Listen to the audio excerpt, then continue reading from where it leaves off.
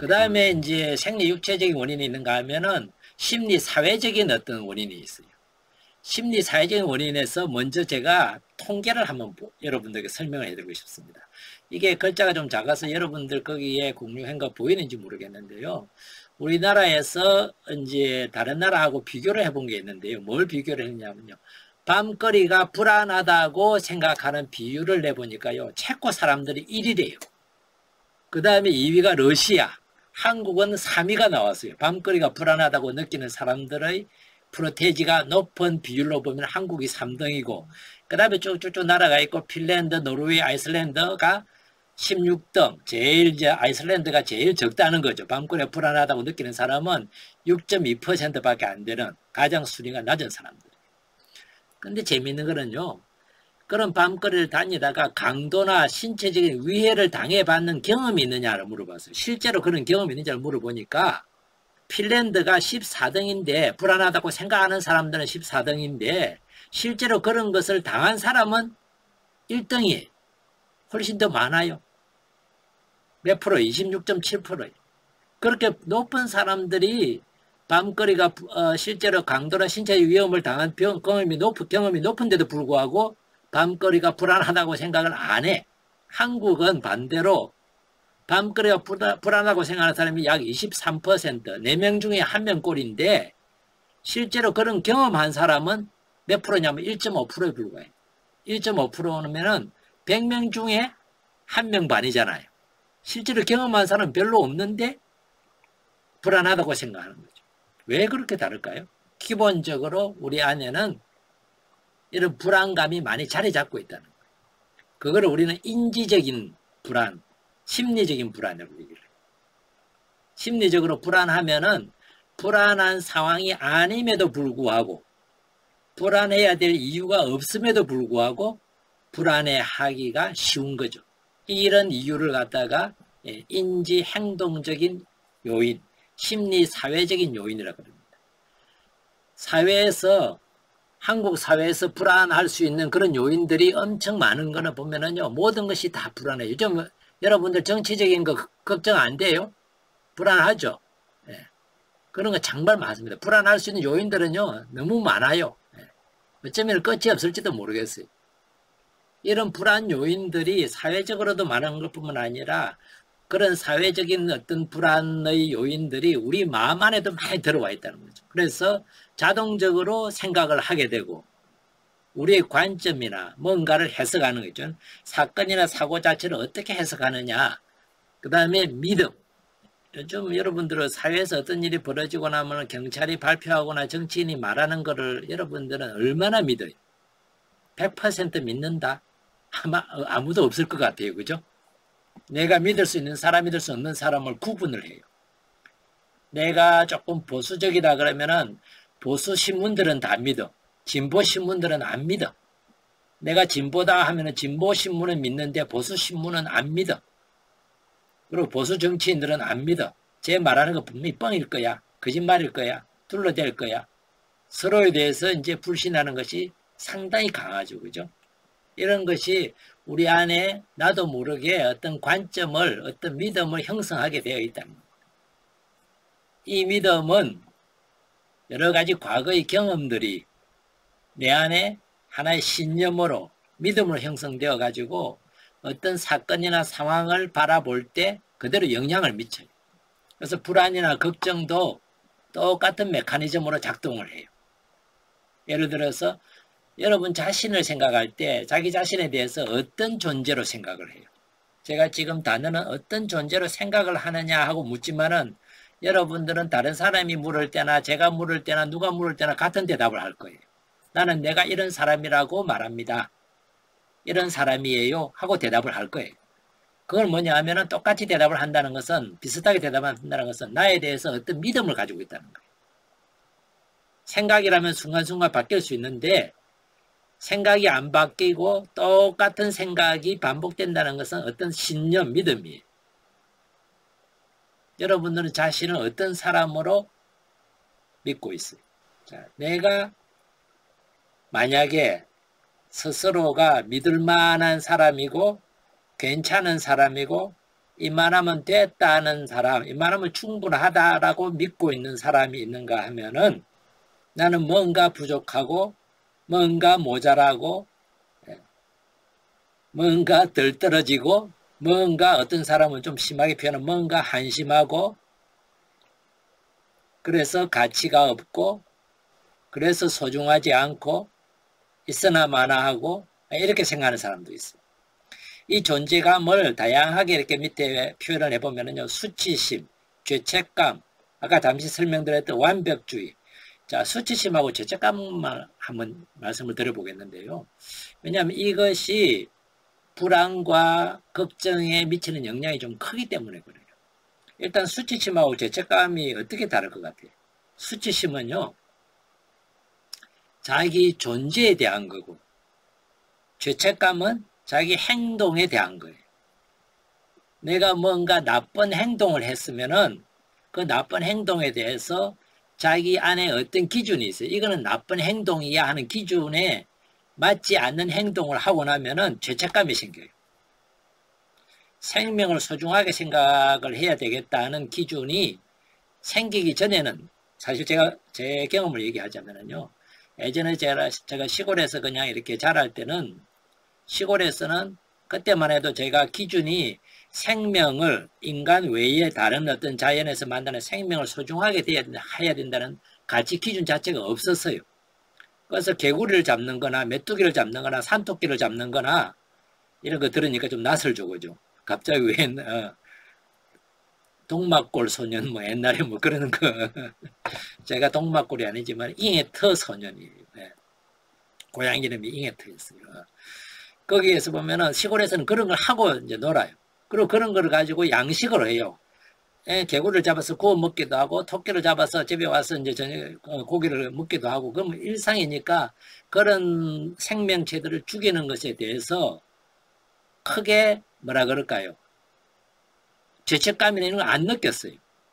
근데 제가 수도원에 들어와서 이제 공부를 하고 막 이렇게 하면서 생명의 중요함에 대해서 이렇게 점점점 저도 몰랐는데 그 소중함에 대한 가치 기준이 점점 높아졌나 봐요.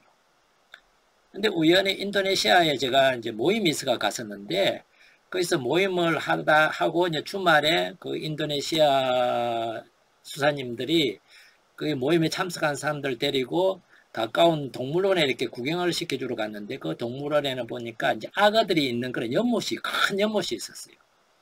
그 연못에 이렇게 들어가서 악어들이 거기서 막 돌아다니는 걸 이렇게 봤는데 거기에서 뭐가 있느냐 하면 우리나라에 보면은 강화도에 배 타고 들어가면은요 갈매기떼가 막 덤비는데 갈매기떼한테 주라고 그 팝콘을 파는 게 있어요.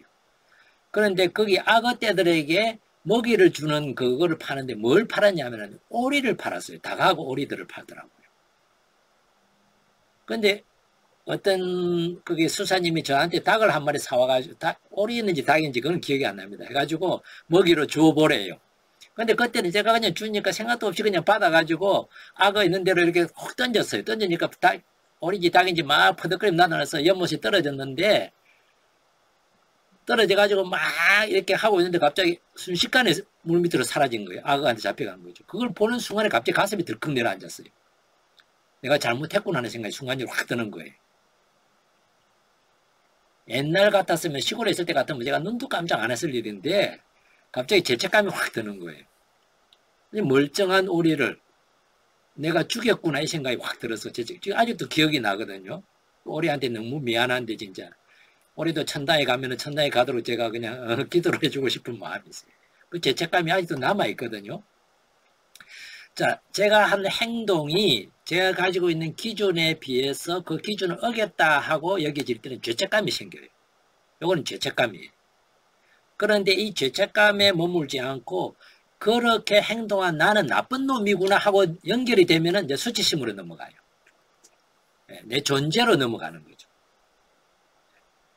나라는 존재는 이런 행동을 하는 나쁜 놈, 그 행동 하나가 문제가 아니라 그 행동을 한 나의 행동에 문제 제기를 하는 게 아니라 그런 행동을 하는 나의 존재에다가 문제 제기를 하게 되면 수치심으로 넘어가요. 그 다음에 또 하나는 뭐냐 하면은 수치심과 존재감의 차이는 수치심은요 다른 사람의 시선에 대해서 훨씬 더 관심이나 주의를 가지게 돼요. 한마디로 쪽팔린다는 거예요. 여러분들이 만약에 뭔가 잘못했는데 잘못하는 것을 누군가에게 들키지 않으면은 죄책감에 머물 가능성이 많아요. 그런데 누구한테 들켰어요. 누가 딱 봤어. 뭔가를 훔쳐가는 거를 나 혼자 훔쳤다고 생각하고 싹 집어넣었는데 뒤에서 아는 사람이 보고 있어요. 어떨 것 같아요? 이 죄책감이 바로 수치심으로 넘어가요.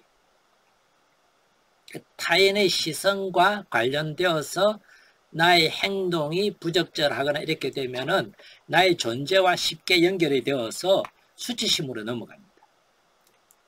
불안이나 걱정은 수치심과 더 많은 관련을 가지고 있고 우울과도 굉장히 많이 관련이 되어 있다고 그래요. 어릴 때 부모님한테 내가 구타를 당하고 폭력을 당하는데 그것을 내가 정말 좋아하는 여자친구가 보고 있었다 이러면 어떨 것 같아요? 이거는 엄청난 수치심에 휩싸이게 돼요. 학교에서 잘못해가지고 벌을 받는데 선생님이 앞에 나와서 꿇어앉아서 손들으라 그러면 어떨 것 같아요? 죄책감일까요? 내가 숙제를 안 했다는 죄책감일까요? 수치심일까요? 수치심이에요. 수치심이 자존감에 더 엄청난 영향을 줘요. 그래서 누군가를 혼을 내거나 야단을 칠 때 누가 있는 데서 하면은 어떨 것 같아요? 걔는 그 혼을 나는 그 대상은 수치심을 느끼기 때문에 굉장한 타격을, 존재감의 타격을 받게 된다는 거죠. 근데 수치심을 갖는 사람은 자기 존재 자체가 부끄럽게 여기기 때문에, 쪽팔리게 여기기 때문에 사람을 만나는 것에 대해서도 불안해하고 사람을 만나서 당당하게 얘기할 때도 자기의 부끄러운 부분이 드러날까봐 불안해하거나 걱정을 하게 돼요. 그래서 위축이 돼요. 위축되는 자기 모습이 또 싫어요. 이런 것이 또 싫기 때문에 사람 만나는 것이 또 두려워져요. 피하게 돼요. 그래서 이게 나중에 대인 공포증으로도 갈 수 있게 되는 거죠. 사람 만나는 것에 대해서 불안장애가 생길 수도 있다는 거죠. 뭐 수치심과 죄책감에 대해서만 얘기하면 끝이 없겠죠. 그죠? 예. 완벽주의도 아까 말씀드렸지만은 그래요. 우리가 완벽해요? 완벽하지 않아요? 세상에 완벽한 사람이 없거든요.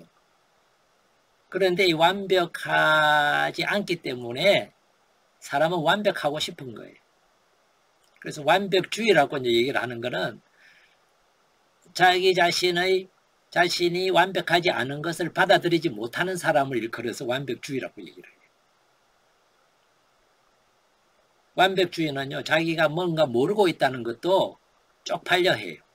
왜냐면 완벽하지 못하거든요. 자기가 실패하는 거, 뭔 일에 실패하거나 뭘 잘못하는 것에 대해서도 어떤 생각을 할까요? 부끄러워해요. 수치스러워해요. 쪽팔려 해요. 왜냐면 자기는 완벽해야 되는데. 뭔가 일을 할 때도 어떨 것 같아요? 완벽 자체는 인간이 가지고 있는 좋은 관점이에요. 완벽하고 싶은 열망은. 왜냐하면 인간이 기본적으로 불완전하기 때문에 이 불완전함을 메꾸려 그러거든요. 이어서 그냥 넘어가 볼게요. 정신 영성적인 요인으로 한번 넘어가 볼게요. 거기서 조금 더 다룰 수 있을 것 같아요.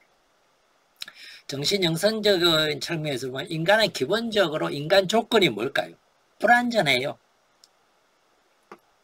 영원히 살 수 있는 인간이 있어요? 없어요. 이 세상에 태어나고 싶어 태어났어요? 내 힘이나 내 노력이나 그런 거 전혀 관여한 거 없이 태어났어요. 나하고는 상관없어요. 나의 선택과는 상관없어요. 그래서 하이데거 같은 철학자는 던져진 존재라고 얘기해요.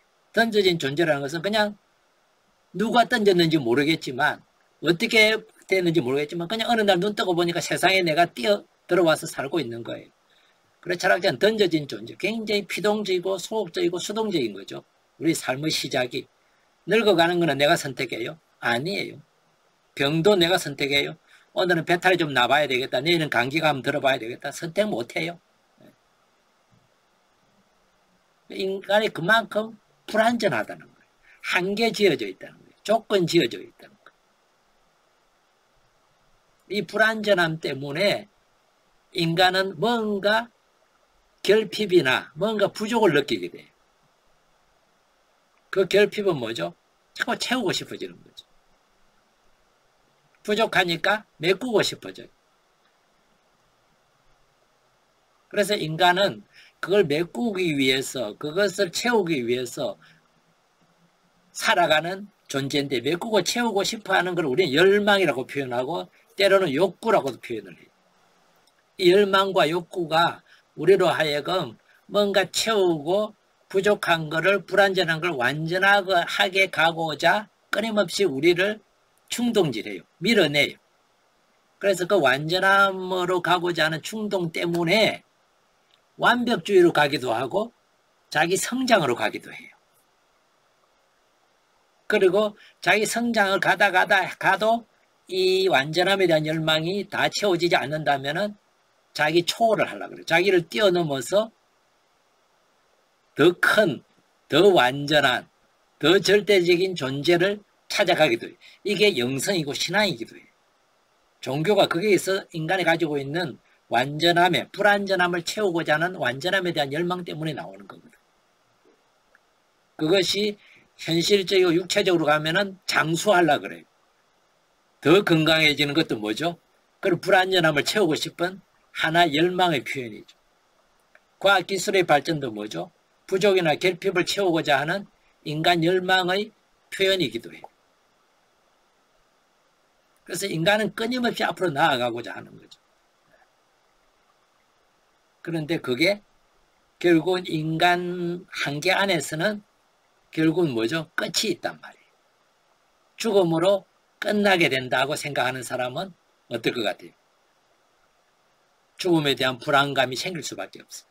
왜냐하면 죽음에 대해서 경험해보지도 않았고 죽음 이후에 대해서도 모호해요. 불확실해요. 어떻게 될지 아무도 몰라. 그러니까 불안이 생길 수밖에 없는 거죠. 명확하게 알면 어떨 것 같아요? 거기에 대해서 대처할 수가 있어요. 모른단 말이에요. 이것이 인간이 가지고 있는 기본적인, 어떻게 보면 근원적인, 존재적인 불안이라고도 말을 해요. 철학자들은, 특히 실존주의 철학자들은 이 인간의 존재 자체가 불안이다. 그렇게 말해요.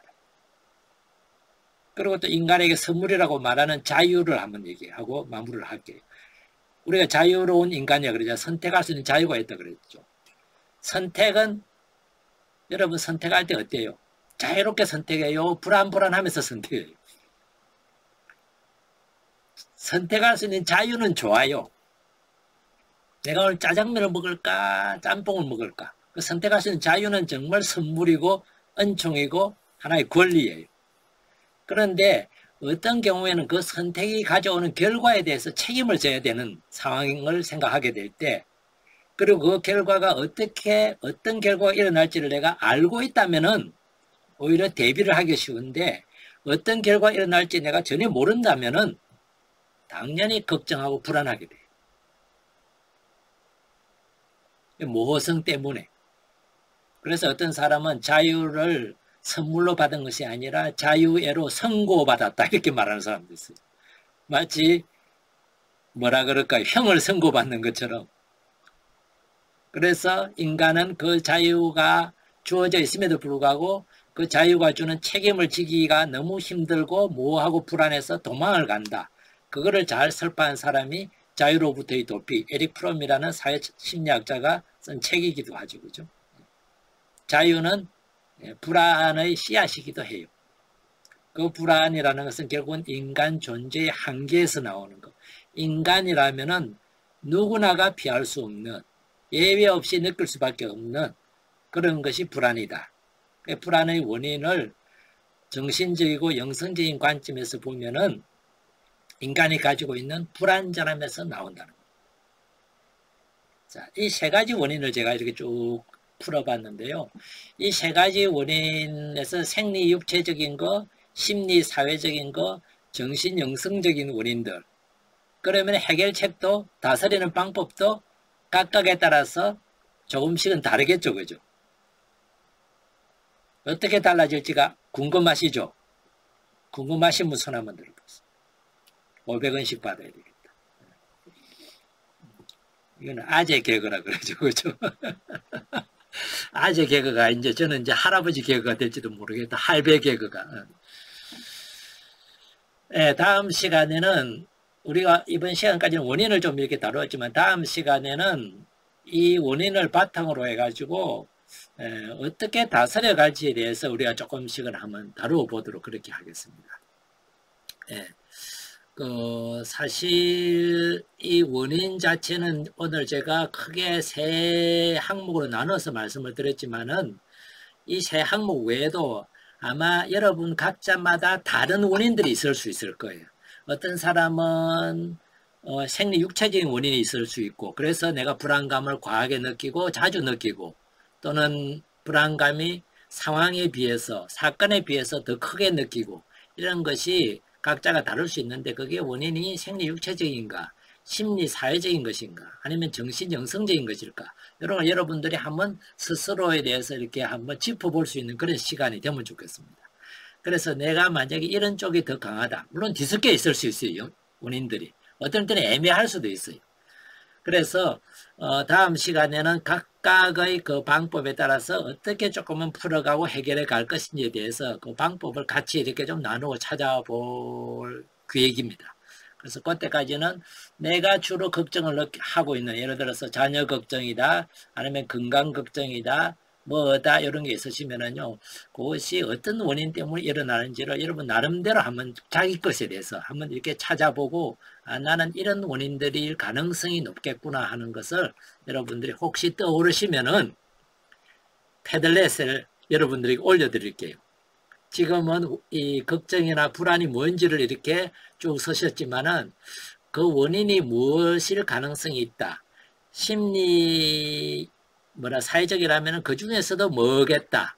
심리 사회적인 원인들이라면 여기에서 보면은 약간 녹색인가요? 이게 무슨 색깔이죠? 연두색으로 되어 있는, 아까 여러 가지 한 번에 연두색으로 되어 있는 게 원인일 수 있고, 아니면 정신 영성적인 거라면은 약간 파란색이라 그럴까요? 그런 거. 그 다음에 약간의 붉은기가 있는 거는 생리 육체적인 것이 원인이고, 이런 게 있거든요. 요 원인들을 알려드릴 테니까 요 내용만요. 여러분들이 원인이 뭔지를 찾아서 패들렛에다가 여러분 나름대로 한번 쭉 올려보시면은 내 걱정은 이런 것이 원인인가 보다, 이런 것인가 보다 한번 구체적으로 찾아볼 수 있는 그런 시간을 가져보시면 좋겠다는 생각입니다. 그러면 아마 다음 시간에 그 해결 방법들, 다스림 방법을 찾을 때 조금 더 구체적으로 와닿을 수 있겠다는 생각이 드네요. 수고하셨습니다.